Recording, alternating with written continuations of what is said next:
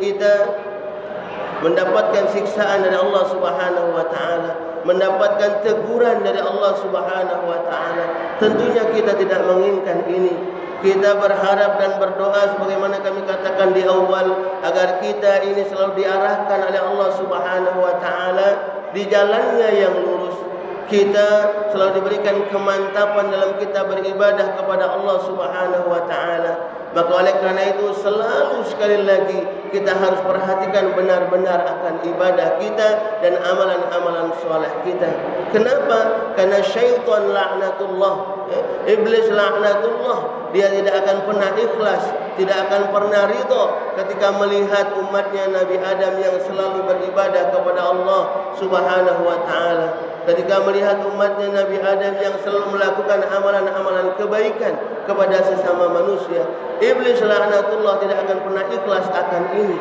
Maka oleh karena itu selalu dia akan mencari celah, mencari kekurangan-kekurangan kita, mencari di mana iman kita saat itu sedang turun, saat itu iblis akan mempengaruhi kita. Maka oleh karena itu sekali lagi kita menjaga keimanan kita, karena sebagaimana baginda Rasulullah sallallahu alaihi wasallam sendiri mengatakan, al-imanu yazidu wa yanqus. Iman ini terkadang naik dan juga terkadang turun. Maka oleh karena itu kita berdoa berharap kepada Allah agar keimanan kita ini bisa selalu stabil. Apa buktinya keimanan kita bisa stabil? Tadi kami katakan di awal, dengan kita istiqomah dalam menjalankan perintah Allah Subhanahu wa taala dan juga melakukan kebaikan-kebaikan. Ketika kita merasa dalam keseharian kita mungkin ada hal-hal yang kita lakukan yang tidak sesuai dengan apa yang baginda Rasulullah sallallahu alaihi wasallam contohkan kepada kita, berarti saat itu keimanan kita sedang turun sehingga kita melakukan hal-hal yang tidak diridhoi oleh Allah Subhanahu wa taala. Maka oleh karena itu ketika kita merasa seperti ini, maka cepat-cepat kita dekatkan diri kita kembali kepada Allah Subhanahu wa taala. Fajaddidu imanakum bila ilaha illallah. Mari kita perbaharui iman kita dengan mengucap la ilaha illallah. Bukan cuma dengan ucapan, tapi bagaimana kita pun sekali lagi menjalankan apa yang Allah perintahkan kepada kita. Selain menjalankan ibadah perintah Allah, jangan lupa kita pun harus banyak zikrullah, banyak ingat kepada Allah dengan lisan kita. Ini penting sekali lagi bagi diri kita, agar diri kita terjaga dari bujuk rayu syaitan, agar diri kita, keimanan kita sekali lagi bisa stabil insyaallah, selalu berada di jalan Allah Subhanahu wa taala. Karena terkadang kita manusia ini tidak sadar dengan diri kita sendiri. Kita terkadang tidak sadar dengan kesalahan yang kita lakukan. Maka oleh karena itu kita perlu selalu berada dalam suatu majelis-majelis ilmu. Selalu kita perlu mendengarkan nasihat-nasihat dari orang lain.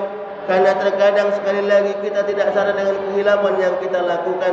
Dan perlu kita sadari bahwasanya ketika masih ada orang yang mau mengingatkan kita, yang mau mengarahkan kita, yang masih mau menegur kita, mengingatkan akan kesalahan yang kita lakukan, maka pada hakikatnya saat itu Allah masih sayang kepada diri kita.